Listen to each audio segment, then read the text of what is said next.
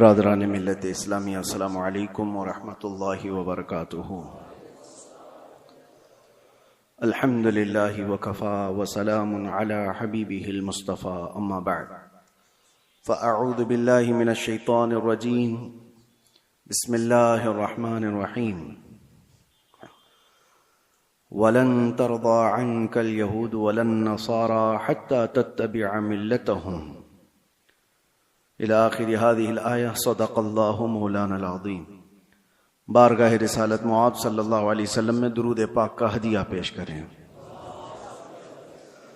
अल्लाहुम्मा सल्लि अला सय्यिदिना व मौलाना मुहम्मद मअदनिल जूदि वल करम व आलिहि व अस्हाबिहिल किराम व इब्निहिल करीम व बारिक व सल्लिम सलातन दाइमतन सरमदन अबदा। कुरान अज़ीम में अल्लाह ताला यूं इरशाद फरमाता है, यहूद और नसारा तुमसे हरगिज राजी नहीं होंगे। और कुरान ने जो कहा है वो हक है। यहूदी और ईसाई तुमसे कभी भी राजी नहीं हो सकते हत्ता तत्तबिअ मिल्लतहुम, जब तक कि तुम उनके दीन में दाखिल ना हो जाओ। कुछ लोग दूसरों की रजा के लिए, दूसरों की खुशी हासिल करने के लिए अपने आप को बदल लेते हैं। लेकिन आप क्या समझते हो कि तुम्हारी जी हुजूरी करने से कोई कौम राजी हो जाएगी? कुरान कहता है वो राजी नहीं होंगे। आज के इन हालात पर मैं आपसे एक बात कहना चाहता हूं। अल्लाह तबारक व तआला ने कुरान अजीम में जो फरमाया वो हमारे लिए बहुत बेहतरीन गाइडलाइंस हैं। उसको सामने रख कर के ही अपनी जिंदगी के फैसले लेने चाहिए। हालात जो पूरी दुनिया के चल रहे हैं मुसलसल आप देखते होंगे। वक्त की सुपर पावर कहलाने वाला अमेरिका किस तरह बार बार धोखा देता है वो सबको पता है। सुबह एक स्टेटमेंट है, शाम में एक स्टेटमेंट है, जो बोला उस पर कोई कानून नहीं। और उनको बोलने वाली भी दुनिया खामोश है, क्योंकि बड़े लोग जुर्म करते हैं तो लगता है ये फैशन है, और छोटा आदमी थोड़ा सा फिसल भी जाए तो बहुत बड़ा गुनाह लगता है। बड़ी ताकतें जो कुछ करती हैं दुनिया उसको फैशन समझती है। वो अगर नंगे नाचे तो फैशन है, और अगर वो बगैर कपड़े के भी आए तो फैशन है।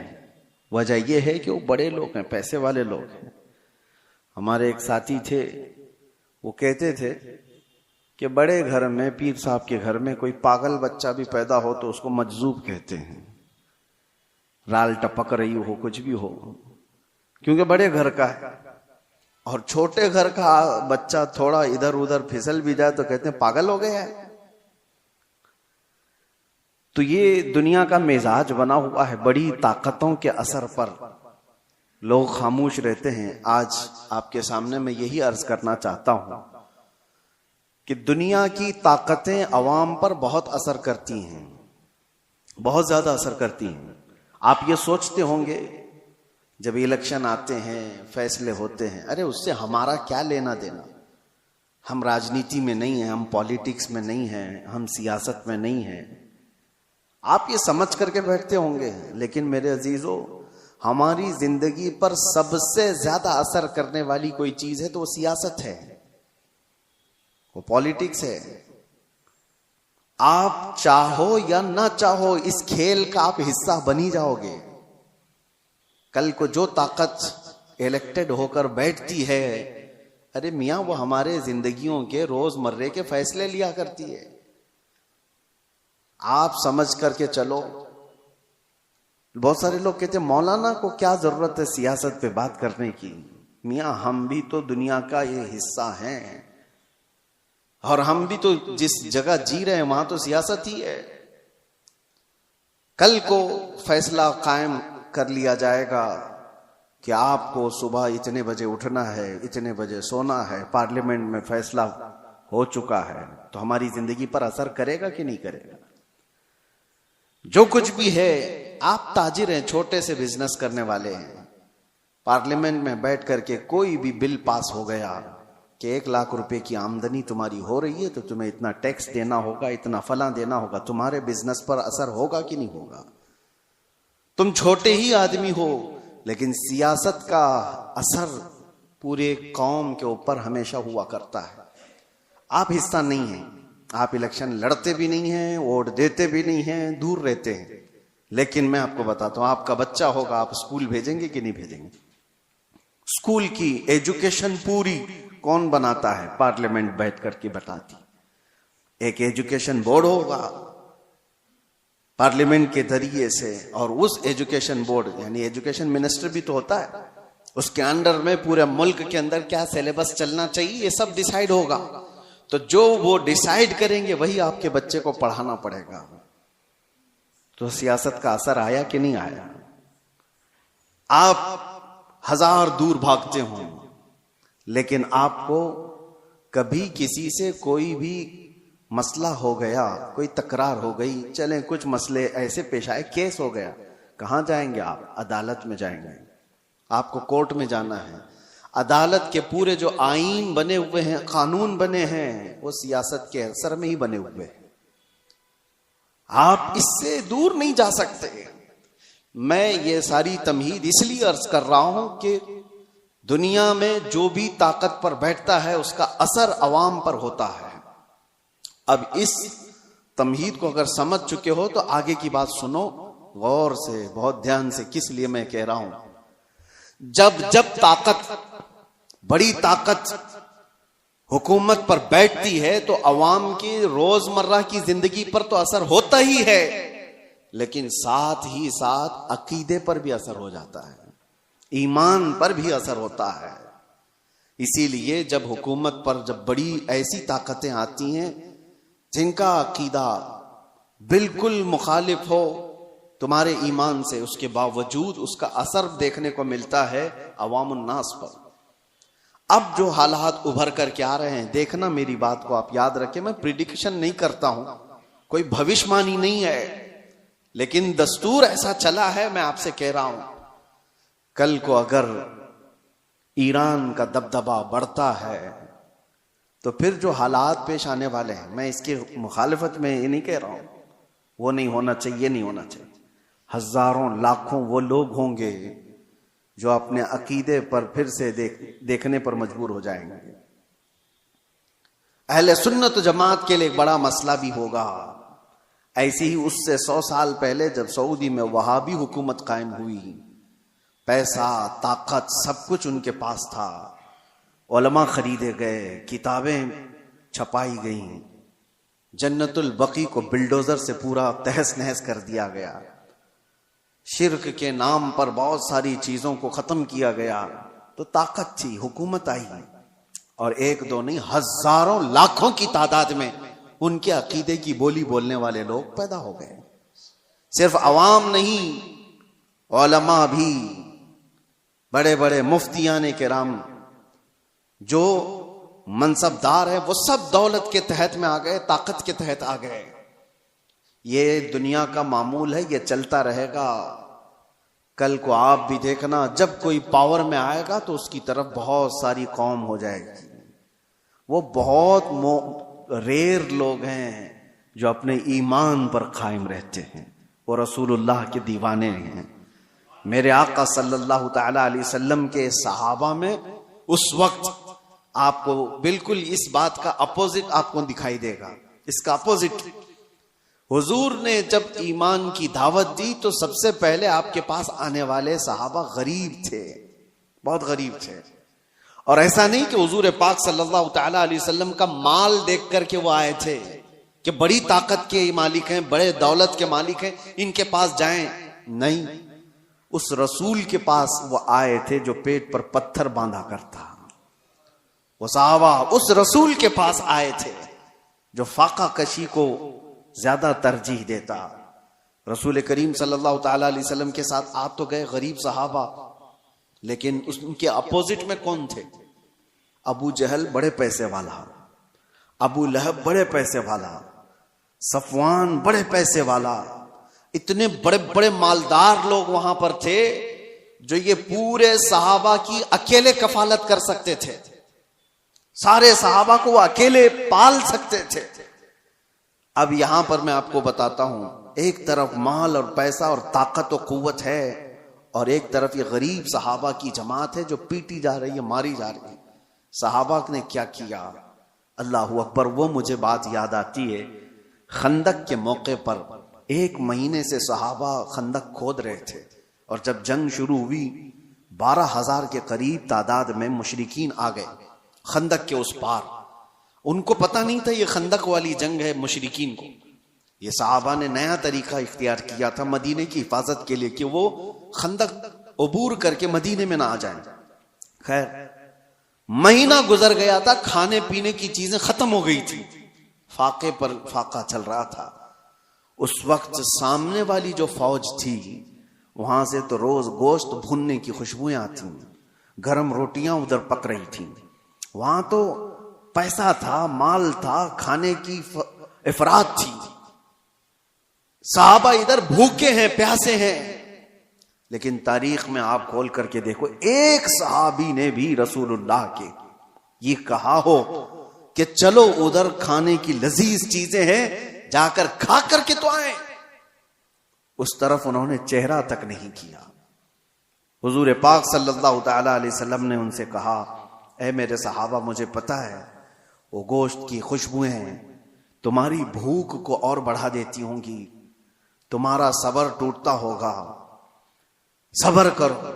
सहाबा ने क्या कहा, या रसूल अल्लाह सल्लल्लाहु तआला अलैहि वसल्लम, हम रोटी और बोटी के लिए इस जंग में आए होते तो यहां नहीं होते, वहां होते। हम आए हैं सिर्फ चेहरे रसूल के लिए। हमारी भूख का इलाज है मुस्तफा का चेहरा, हमारी बीमारियों का इलाज है मुस्तफा का चेहरा।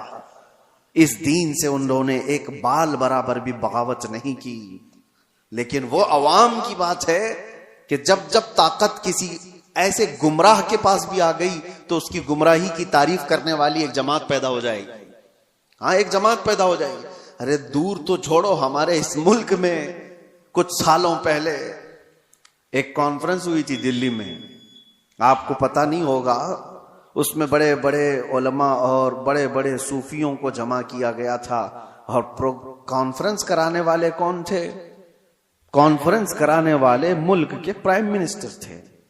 मुसलमानों की, सूफियों की, खानकाहों की कॉन्फ्रेंस कराई गई थी। ठीक है, उलमा भी उसमें शरीक हैं, खानकाहों के गद्दी नशीन और गधे नशीन सब उसमें शामिल है।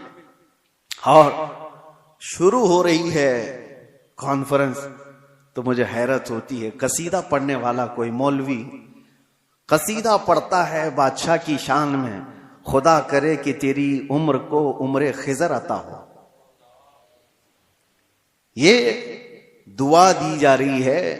मैं ये कहता हूं मेरे अजीजों, ये सारा मंजर एक तरफ, लेकिन जो मैं बात कह रहा हूं, ताकत और सियासत जब आ जाती है तो बहुत सारे लोगों के अकीदे पर भी असर पड़ता है। उस वक्त अपना अकीदा बचाना ये बहुत बड़ा चैलेंज होता है। आप क्या समझते हो, ये जो फिरके पैदा हुए दीन में, ये ताकत के असर से पैदा हुए हैं। जब सियासत पर, हुकूमत पर कोई गुमराह बैठ जाता है तो वो अपना अकीदा सब पर थोपने की कोशिश करता है। मुअतज़िला की जमात आई, मुअतज़िला एक फिरका है, वो कुरान को अल्लाह की मखलूक मानते थे कि कुरान फना हो जाएगा। बहुत सारे उनके अकीदे गुमराह थे। जब वो पावर पर आए, खलीफा बने या गवर्नर बने, तो उन्होंने अवाम को और उलमा को जबरदस्ती अपना अकीदा थोपा। और एक दौर ऐसा आया कि उलमा उनके हिसाब से फतवा देने लगे, उनकी तारीफें करने लगे कि ये हक जमात वाले लोग हैं। बादशाह आजम उनकी तारीफ में कसीदे पढ़े जाते थे। लेकिन मेरे अजीजों, पूरी पूरी कौम कभी गुमराह नहीं होती। हर जमाने में हक्कानी उलमा और रब्बानी उलमा मौजूद रहते हैं। मुअतज़िला की जमात पावर में थी, हुकूमत में थी, ताकत उनके पास थी, उलमा की जमात उनके पास थी। लेकिन उसी जमाने में हम देख रहे थे एक मर्द कलंदर हजरत सैयदना इमाम अहमद बिन हम्बल को, इमाम अहमद बिन हम्बल को बादशाह ने 100 कोड़े मारे थे पीठ पर, और उसके बाद दूसरा आया उसने मारा, फिर तीसरा आया उसने मारा। कोड़े किस तरह से मारे जाते थे, उनकी रीढ़ की हड्डी झुक गई थी। इमाम है जिनको 5 लाख हदीसें हुजूर की याद थी। वो आम आदमी नहीं थे। इमाम अहमद बिन हम्बल जिनको रसूलुल्लाह की 5 लाख हदीसें याद थी, सिर्फ इसलिए कि वो ताकत और हुकूमत के तहत रह करके उनकी बोली नहीं बोलना चाहते थे। इमाम अहमद बिन हंबल को एक बार कोड़े मारने के टाइम पे उनके दोनों हाथ यूं जंजीर पर बांधे जाते थे और लुंगी पहने हुए होते थे, तहबंद, नंगी पीठ पर जल्लाद कोड़े मारता था। और जब मारे जा रहे थे एक दिन ऐसा भी हुआ कि आपकी लुंगी, आपकी तहबंद नीचे उतरने लग गई, ढीली हो गई, आपकी आंखों में आंसू आ गए हैं कि क्या मैं बेसतर हो जाऊंगा। एक आलिम रब्बानी जो कोड़े खा रहा है शरीयत मुस्तफा की हिफाजत के लिए, तहबंद नीचे गिरने लगी, आपको रोना आ गया, कोड़ों के जख्म से नहीं, दर्द से नहीं, तहबंद के नीचे होने से। अचानक देखा गया 2 हाथ गैब से आए और उनकी तहबंद को कस के बांध दी। और जो आपकी आंखों में आंसू थे, अचानक आप मुस्कुराने लगे। जल्लाद पूछता है कि हुआ क्या, तुम तो अभी रो रहे थे और अभी हंसने लग गए हो। उसने अपने हाथ छोड़ दिए। इमाम कहते हैं तू अपना काम जारी रख, तू अपना काम जारी रख, तुझे जो करने के लिए किया, करने के लिए कहा गया कर। इसलिए कि मैं जिसके लिए कोड़े खा रहा हूं वो हाथ मेरे पास आ चुकी है। मेरे अजीजों, आज के बाद आपके साथ भी ये चीज आने वाली है, पावर और हुकूमत। इसलिए कि पिछले आप 10 साल पीछे जाएंगे तो एक जमात थी जो बार बार तबलीग कर करके तुमसे कहती थी मक्का में ऐसा है, मदीने में ऐसे है, आप क्यों यहां अलग करते हो। मक्का और मदीने में पावर, हुकूमत जिसके हाथ में है वो चाहते हैं कि पूरा का पूरा अपना अकीदा पूरी दुनिया पर थोपे। ऐसा नहीं होगा। पूरी दुनिया पर वही रंग गालिब आएगा जो मेरे मुस्तफा ने पैदा किया है। तुम्हारा रंग नहीं गालिब आएगा। तुम्हारी ताकत जब तक रहेगी, तुम्हारा पैसा जब तक रहेगा, भिखारी तुम्हारे मुरीद हो सकते हैं, ईमान वाले लोग नहीं हो सकते। जिनका पूरा ईमान ही दौलत है, जिनका पूरा जीने का मकसद ही दौलत है, उनके अकीदे से क्या सरोकार। वो कल को कुछ और होंगे, आज को कुछ और होंगे। ये आपके लिए मैं पहले से बता रहा हूं, आने वाले दौर में अगर कोई और बदअकीदगी फैलती है तो मेरे अजीजों आज से ही अपने गठरियां बांध लो। तेरी गठरी ताकी है और तूने नींद निकाली है। इसलिए सुन्नियों तुम्हारे लिए चैलेंज है, तुम्हारे लिए चैलेंज है। आपको पता है एक वक्त ऐसा भी आया था कि करामता एक फिरका आया जिसने हजरे अस्वद भी चुरा लिया था खाने काबा से, और वो लेके बहरीन चले गए थे हजरे अस्वद को। उनकी भी हुकूमत आई है मक्का और मदीने में। यजीद का दौर आया, उसकी भी हुकूमत आई है मक्का और मदीने में। मक्का और मदीने में हुकूमत का आ जाना यह हक होने की दलील नहीं होती। अल्लाह के नबी सल्लल्लाहु अलैहि वसल्लम ने यह फरमाया, हदीस है, बसा औकात अल्लाह ताला फासिक और फाजिर से भी अपने दीन का काम लेता है। उसके दीन का काम किसी फासिक और फाजिर से भी होता है। तो आपके लिए वो मेयार नहीं, मेयार रसूलुल्लाह की मोहब्बत है, मेयार हुजूर अकरम सल्लल्लाहु अलैहि वसल्लम की शरीयत है। अगर कभी कोई ऐसे ढकोसले लोग आए, जैसे यहां बादशाहों के दौर में भी ऐसी चीजें आई हैं, हिंदुस्तान पर जब मुसलमान बादशाह आए और कई बादशाहों ने दीन को अव्वल प्रायोरिटी रखा, और कुछ तो बेदीन थे, कुछ उनका लेना देना ही नहीं था। कुछ वो थे जो दीन बदलने पर तुले हुए थे। जैसे अकबर का नाम आता है, अकबर बादशाह के मुतालिक सुना होगा आपने, जलालुद्दीन अकबर उसको कहा जाता था। इसकी हुकूमत लंबे समय तक चलने वाली है, तकरीबन 48 साल तक शायद हुकूमत किया। और जब आदमी को नशा चढ़ जाता है हुकूमत का, यहां 5 साल में ही चढ़ने लगता है, वो तो 48 साल का था। और ये तो इलेक्शन से आने वाले हैं, उनका हाथ तो इलेक्शन भी नहीं था, तो नशा तो और ज्यादा होगा। एक दौर ऐसा आया कि उसके आसपास के चमचों ने कहा कि ये दीन इस्लाम पुराना हो गया, 1000 साल हो गए हैं, अब एक नया दीन होना चाहिए, आपके हिसाब से आप बनाओ। कहा तुम लोग बनाओ, सारे लोग मिल करके। तो वहां के फुजला खार जो थे वो सब तैयार हो गए, पैसे लेंगे और बनाएंगे। एक नया दीन बनाया गया। नया दीन क्या था? अजान की जगह सीप बजाई जाएगी, अजाने नहीं, सबको एक करना है, सारे लोग एक ही जगह पर इबादत करेंगे और मस्जिद भी होगी और मिंबर पर मंदिर भी होगी, वहां पर मूर्ति भी रखी जाएगी और मस्जिद में नमाज भी होगी। ये दीन इलाही इसका नाम रखा गया। और हद ये है मेरे अजीजों, जो बात मैं कह रहा हूं, ताकत और सियासत का असर अवाम पर बहुत होता है। हजारों और लाखों की तादाद में लोग उसके दीन को मानने भी लग गए, शुरुआत हो गई। कितने मौलवी भी शुरू हो गए कि हाँ एक मॉडर्निज्म है, नयापन है, होना चाहिए, बादशाह ने कहा है तो सही है। लेकिन हमें ये बात कह रहा हूं ना, हर जमाने में गुमराह पूरे नहीं होते। हक्कानी उलमा हर जमाने में अल्लाह ताला रखता है।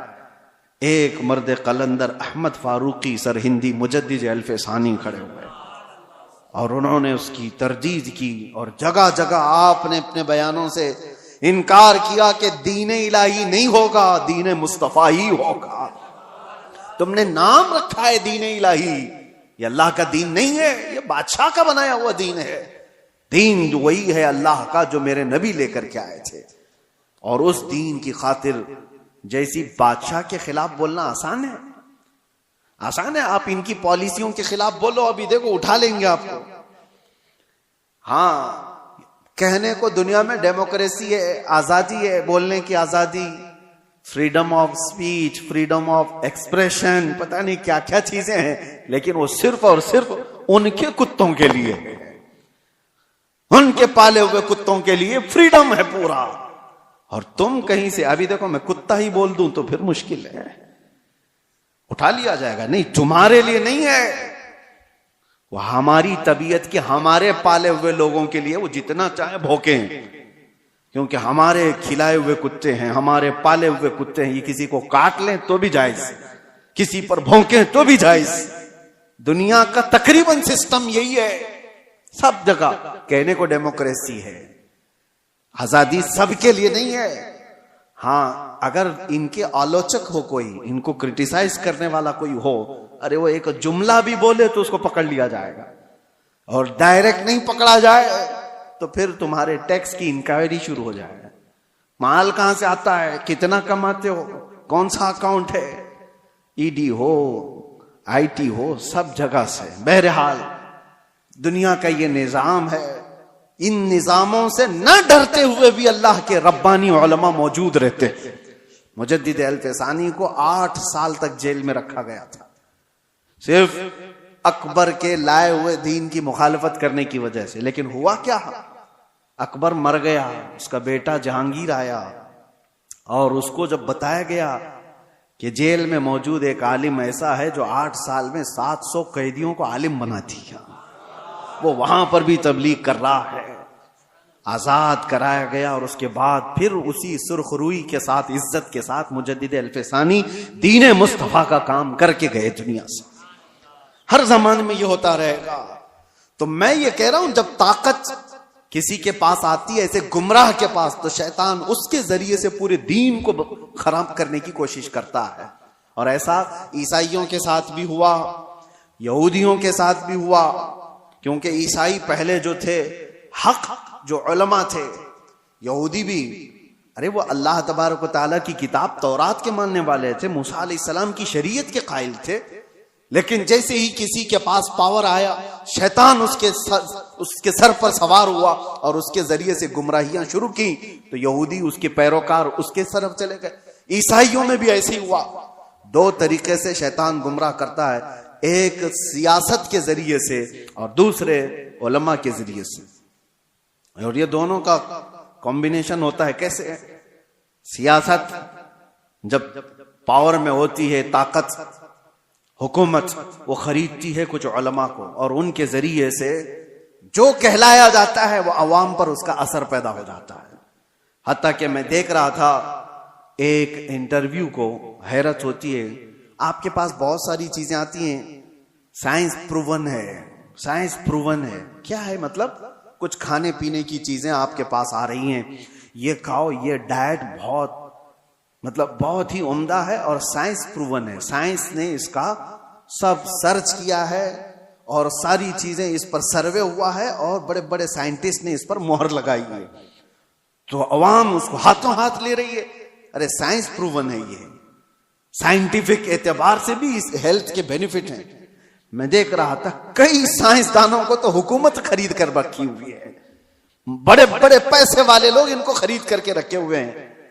अरे चाहे कुछ भी कचरा हो, तुम कह दो कि मैंने रिसर्च किया है, मैंने सर्वे किया है 1.5 लाख लोगों पर और उसका असर ये आया है, और इसके बदले में तुम जितना पैसा ले लो। साइंसदान को पैसे दिए गए और उसने एक बात कह दी कि ये साइंस प्रूवन है, लाखों की तादाद में लोग हाथों हाथ खरीद रहे हैं। अरे बाजार पर भी असर है इनका। तुम्हें कचरा भी खिलाना हो तो कल को ये कह दिया जा सकता है साइंस प्रूवन है, क्योंकि जाहिल है कुछ भी।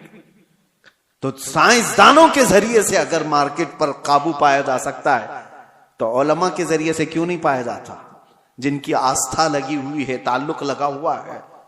तो मेरे अजीजों, आखिरी बात कहता हूं, मुझे ये बात उस वक्त पता चली जब मैं लोगों से राब्ते में नहीं था। आप समझ सकते होंगे, कुछ ऐसे उलमा के चेहरे सामने आए, अल्लाहू अकबर, जो माहाना तनख्वाह लेते हैं, माहाना तनख्वाह लेते हैं सिर्फ और सिर्फ बड़ी ताकत के हिसाब से लिखने पर और बोलने पर और कौम की मुखबिरी करने पर। नामवर लोग हैं, पढ़े लिखे लोग हैं, तनख्वाह मिलती है, बड़े बड़े ताकतों से पैसे लेते हैं, और सामने हमारे चेहरे आए, जमीन के नीचे, पैरों के नीचे से जमीन खसक जाए कि ये तो इतने अच्छे चेहरे दिखे जाते हैं। हाँ, इसीलिए मेरे अजीजों कि इनके कलम से, इनकी जुबान से लोगों पर वही चीज डाली जाए जो हुकूमत चाहती है। आपको पता है इंदिरा गांधी के जमाने में नसबंदी करने का फैसला कर लिया गया था, पॉपुलेशन कंट्रोल करने के लिए, कि मर्दों को भी जो है ना नसबंदी करा दी जाए, यानी इनको बच्चे पैदा होने की सलाहियत खत्म कर दी जाए। लेकिन इसमें मेन मसला आता था तो मुसलमानों का। मुसलमानों के यहां हराम है, नहीं मानेंगे तो क्या किया जाए? मुसलमान मानेंगे तो किसी हुकूमत की थोड़ी ना मानेंगे। यहां जितने भी डॉक्टर इनको बता दें ये फायदे है वो फायदे, तो भी नहीं मानेंगे। एक बड़ा तबका है जो अपने दीन पर कायम है, और दीन को मनवाने के लिए तो उलमा चाहिए। तो ये सीधे मदरसे गए, बड़े बड़े मदरसों में, और फतवा लिया, वहां से फतवा लिया बड़े बड़े मदरसों से कि हाँ, हुकूमत वक्त के हालात के एतबार से जायज है, बंद करा सकता है आदमी। कई उलमा फतवा दे चुके, लेकिन उसके बाद भी हिंदुस्तान पर असर नहीं हो रहा था, क्योंकि हुकूमत ने देखा था कि इनके ऊपर ज्यादा असर बरेली का है। तो बरेली पहुंचे, लेकिन बरेली में कोई ऐरा गैरा नहीं बैठा था, आला हजरत का शहजादा बैठा हुआ था, हुजूर मुफ्ती आजम हिंद रदी अल्लाह तआला अन्हु, जो मुत्तकी परहेजगार आलिम दीन, मुत्तकी बनकर दिखाए। इस जमाने में कोई एक मेरे मुफ्ती आजम का तकवा छोड़ कर। मेरे अजीजों, उनके पास जब ये सवाल गया तो आपने जो जवाब दिया वो मौजूद है। एक बार नहीं कहा उन्होंने, पूरे दलाइल के साथ लिखकर नीचे लिखा, नसबंदी हराम है, हराम है, हराम है, और जो मेरे मुस्तफा ने हराम किया वो कयामत तक हराम है। अब ये निकला, हुकूमत को पता चला कि एक मौलवी से पूरा मसला खराब हो सकता है, क्या किया जाए? छपने से बंद कर दिया जाए। लेकिन जो चीज अल्लाह पहुंचाना चाहता है वो किसी के बंद करने से कभी नहीं रुकता, कभी नहीं रुकता। प्रेस को जला दिया गया था बरेली शरीफ में, जिस जगह से ये फतवा शाया हुआ, प्रिंटिंग प्रेस जला दिया गया। प्रेस के मालिकान को कब्जे में लिया गया, गिरफ्तार किया गया, और जो दीवारों पे जाकर फतवा चिपका रहे, पुलिस पकड़ पकड़ कर ले जा रही है। कहां रुकने वाली चीज कहां है? पूरे हिंदुस्तान में आग की तरह बात फैल गई कि आला हजरत के शहजादे ने फतवा दिया है कि नसबंदी हराम है। सब मिलकर के एक तरफा ऐलान किए, हम हुकूमत के इस फैसले को नहीं मानते, ये हमारे दीन का हिस्सा है। थोड़े दिन हुआ, मुसलमानों को तकलीफें आई, उलमा गिरफ्तार हुए, लेकिन चंद ही दिनों के बाद खबर आई कि लेडी तख्त से उतर गई, हुकूमत ही गिर गई। तो मेरे अजीजों, एक बात याद रखो, ताकत और पावर के जरिए से पूरी दुनिया पर असर कायम किया जाता है। आज अमेरिका की बोली बोलने वाले लोग भी बहुत सारे होंगे, वो जो कर रहा है वो सही है। इजराइल की बोली बोलने वाले लोग होंगे, क्योंकि थोड़ा सा उनके यहां से गोबर मिल जाएगा। हाँ, यहां पर भी बहुत सारे हुए हैं, बहुत सारे हैं। ये जो कर रहे हैं, मस्जिदें तोड़े, खानकाहें तोड़े, माबदें तोड़े, इससे कोई बात नहीं। अरे लेकिन हैं तो अच्छे लोग हैं, उनकी जमात के भी कुछ हैं, टोपी भी पहनेंगे, दाढ़ी भी पहनेंगे। इनका वो ईमान है जो माल है। इसीलिए शेख मोहिउद्दीन इब्न अरबी की वो बात मुझे याद आती है। आप कुर्सी पर बैठे हुए थे, कुछ लोग आए मिलने के लिए, आपके सामने बैठे थे। आपने बयान करते करते अचानक कहा, तुम्हारा खुदा मेरे पैरों के नीचे रहता है। लोगों से इतना कहा तो लोग भड़क गए। इतने बड़े आलिम दीन, इतने बड़े सूफी, और कुफ्र का फतवा लगाकर निकल गए कि ये तो काफिर हो गया। दो लोग बैठे रह गए। उन्होंने पूछा, हुजूर आपके ऊपर कोई चीज आ गई, आपने ऐसा जुमला क्यों कहा, खुदा पैरों के नीचे रहता है, ये तो बहुत बड़ा गिरा हुआ जुमला। आपने कहा, सबर। वो भी मुझे पूछ सकते थे, लेकिन वो इसलिए आए ही नहीं थे। मैं जानता हूं उन लोगों को, मैंने क्यों कहा वो बताता हूं। उसके बाद आपने अपने पैरों के नीचे से चटाई उठाई तो देखा सोने के चांदी के सिक्के पड़े हुए थे। कहा, यही उनका खुदा है, वो इसकी इबादत करते हैं। मैंने ये नहीं कहा कि मेरा खुदा पैरों के नीचे है, मैंने कहा तुम्हारा खुदा मेरे पैरों के नीचे। ऐसी जमात हर जमाने में होगी जिनका खुदा माल है, जिनका खुदा पैसा है। कुरान में भी अल्लाह ने फरमाया, अराअयत मन इत्तखज़ इलाहहु हवा। ऐ रसूल, क्या आपने नहीं देखा कुछ वो लोग हैं जिन्होंने अपने ख्वाहिशात को अपना खुदा बनाया हुआ है। अल्लाह ताला फरमाता है, क्या आप ऐसे लोगों की वकालत करेंगे, क्या आप ऐसे लोगों की सिफारिश करेंगे। ये वो लोग हैं, अल्लाह फरमाता है, इनहुम इल्ला कल अनआम बल हुम अदल। ये तो जानवरों से भी ज्यादा गुमराह लोग हैं। अल्लाह फरमाता है जानवरों से भी ज्यादा गुमराह हैं। बस मुझे फिक्र है, इसलिए मैंने ये सारी बातें की कि अल्लाह हमारे ईमान की हिफाजत करे। आने वाला जो दौर है, हुकूमत जिसकी होगी, पावर जिसका होगा, ताकत जिसकी होगी, लोग उसकी बोली बोलने लग जाएंगे। मिडल ईस्ट के जो असरात हैं आज, मिडल ईस्ट में जो जंगें जारी हैं, या अगर इस मोड़ पर चली जाती हैं, किसी और कौम का दबदबा आता है, तो मुसलमानों के अकीदे पर भी असर कर सकता है। आगे चल करके हजारों लोग आने वाली नई हुकूमत के बुलबुले हो जाएंगे, उनके मुरीद हो जाएंगे। वो कहेंगे कि ये देखो, ये हक जमात है, ये आ गई, ये हक जमात है, इसको अल्लाह ने ताकत दिया और ये पावर पर आ गए। मेरे अजीजों, ये सारी चीजें कौन आता है कौन जाता है, इससे सरोकार नहीं। एक बात ये देखो, मेरे नबी का अगर गुलाम है तो चटाई पर बैठा भी हो तो मेरा इमाम है, और नहीं है तो उससे मेरा कोई ताल्लुक नहीं। माल और पैसा और ताकत और हुकूमत और सियासत तुम्हारे दीन को बदलने में असर न करे, इतना ईमान पैदा करो। और ये कब होगा, जब तुम कदम मुस्तफा से लगे रहोगे। दुनिया की ताकतें आएंगी जाएंगी, तुम्हारा कुछ नहीं बिगाड़ेंगी। इसीलिए आला हज़रत फाजिल बरेलवी के इस बात पर अमल करके जाओ, इंशाअल्लाह हर जमाने में महफूज रहोगे। उन्हें जाना, उन्हें माना, ना रखा गैर से काम, लिल्लाहिल हम्द में दुनिया से मुसलमान गया। व आखिर दावाना अनिल हम्दुलिल्लाहि रब्बिल आलमीन। अस्सलामु अलैकुम।